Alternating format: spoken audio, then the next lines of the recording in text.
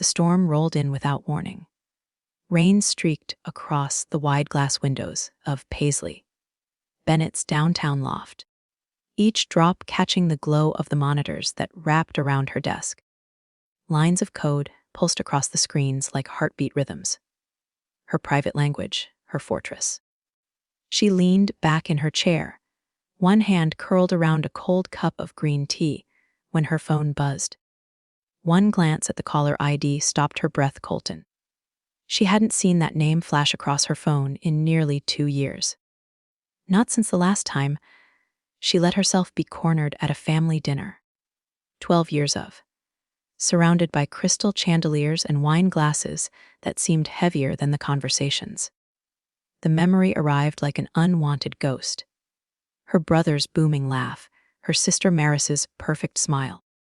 The offhand remark that cut sharper than any blade. "When are you going to get a real job?" "Pays." She silenced the memory and answered. Colton didn't waste words. "Family meeting. Saturday. It's urgent. Mom's health. Dad's slipping. You need to be there." The line clicked dead before she could form a reply. Paisley sat frozen. A decade of distance couldn't muffle the weight of that command. She turned to the glow of her monitors. 12 years of.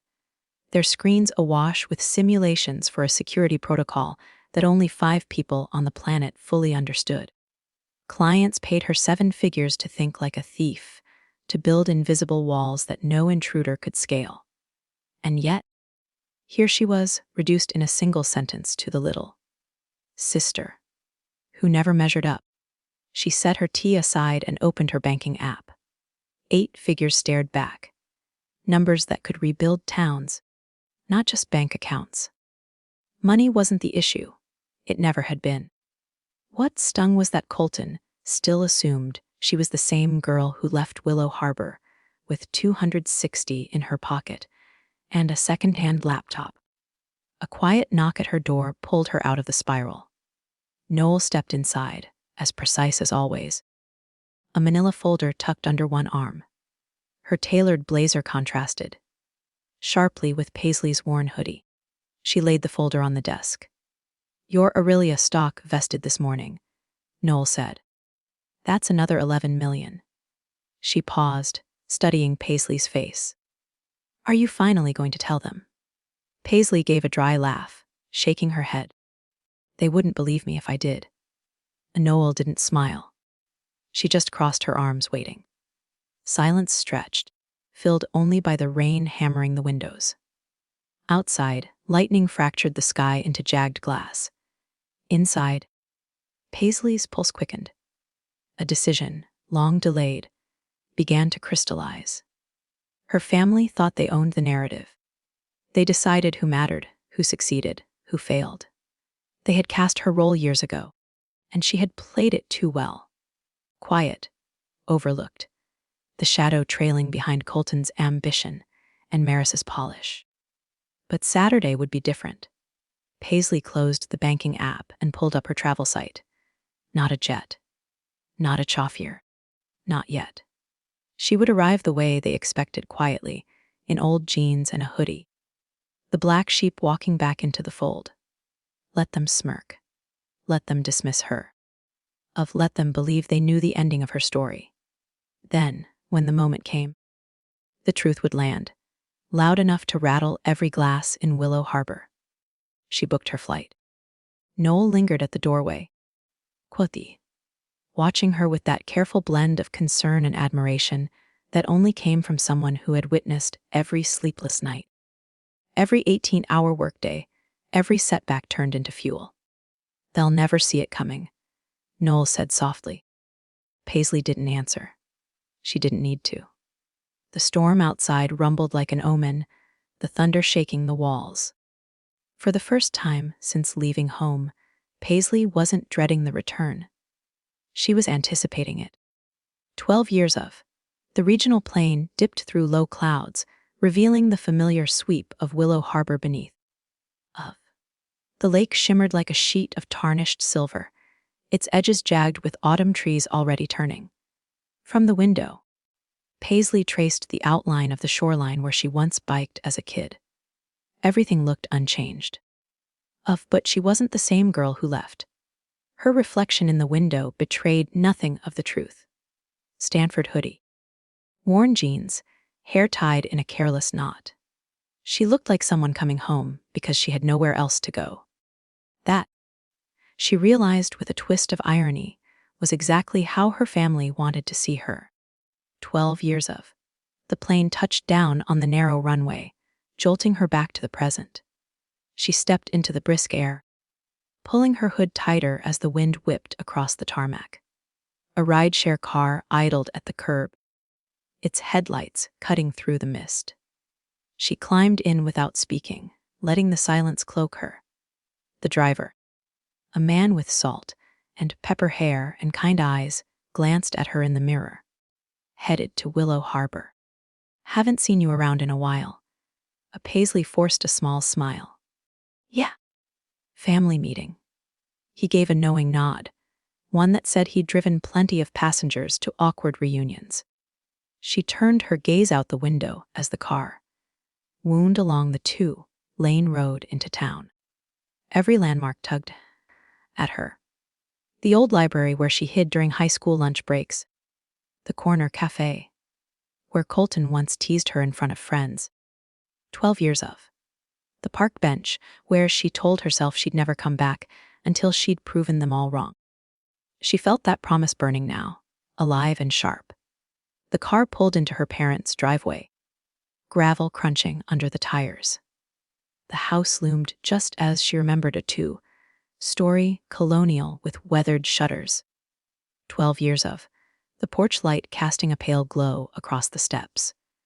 Colton's black Range Rover gleamed in the driveway, polished to perfection. Beside it sat Maris's scarlet sports car, its vanity plate practically screaming her name. Paisley's chest tightened. Every detail was a stage set, their wealth on display, their roles rehearsed. And she, always cast as the extra in the background. Before she could reach the door, it opened. Colton filled the frame. Button, down crisp, watch glinting under the porch light. His voice carried across the yard. Equal parts welcome and performance. Well. Look who finally decided to show up.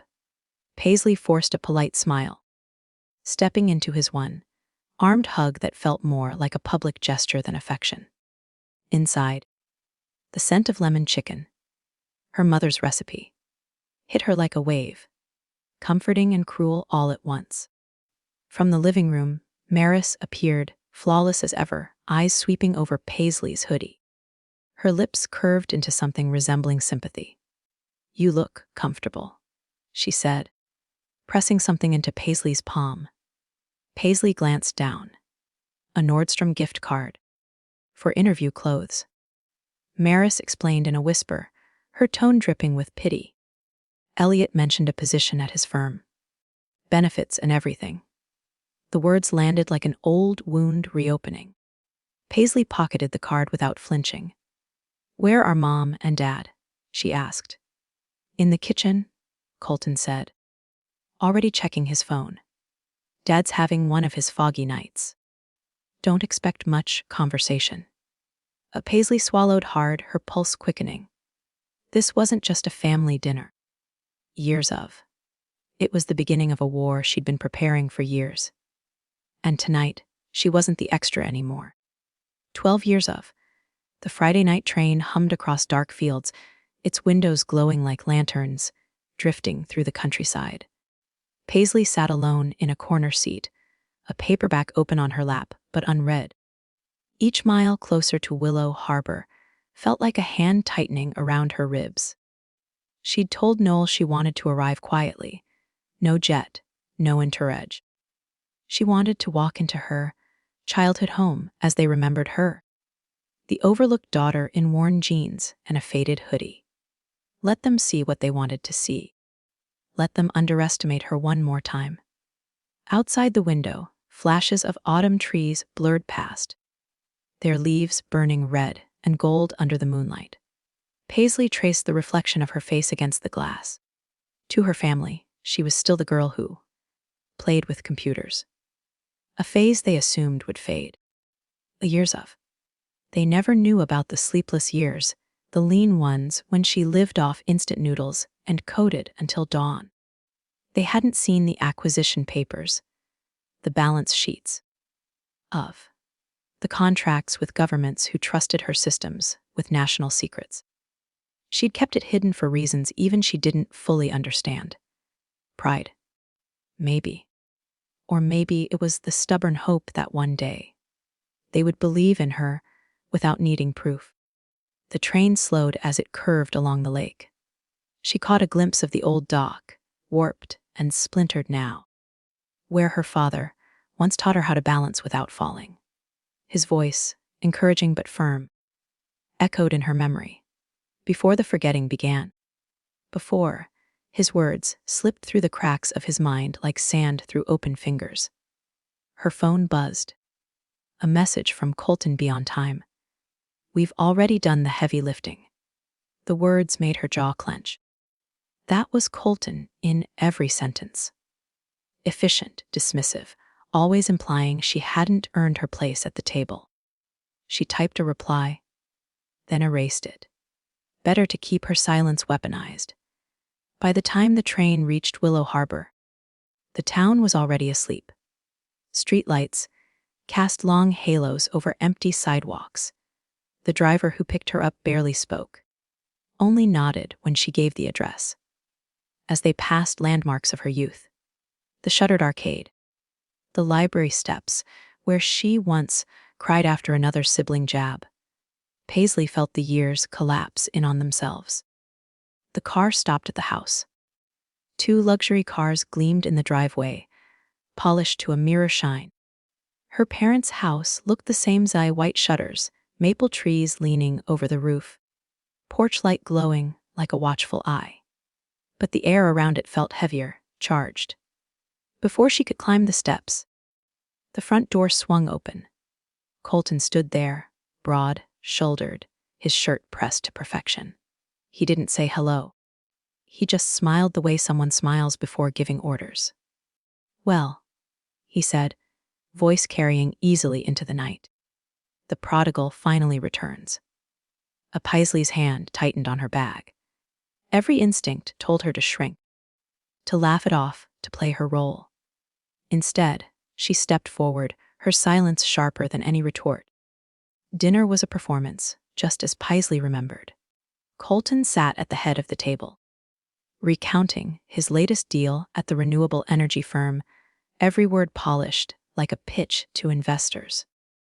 Maris floated in, with anecdotes about charity luncheons and her husband's golf games. Her laughter timed like background music. Their parents listened, nodding. Years of, while the clink of cutlery filled the spaces where silence might have lingered too long. Paisley stayed quiet, her fork tracing slow lines through the lemon chicken on her plate. It was the same recipe her mother had cooked every Sunday growing up, yet tonight it tasted different. Hollow, as if memory itself had been drained from it. Then Colton turned to her. "So, Pais," he said, his smile carrying the edge of a knife. "How's what was it again? Cyber thing. Still playing around with that?" Amaris leaned in, eyes soft with mock concern. "You know, Elliot mentioned there's an administrative position at his firm. Steady hours. Benefits.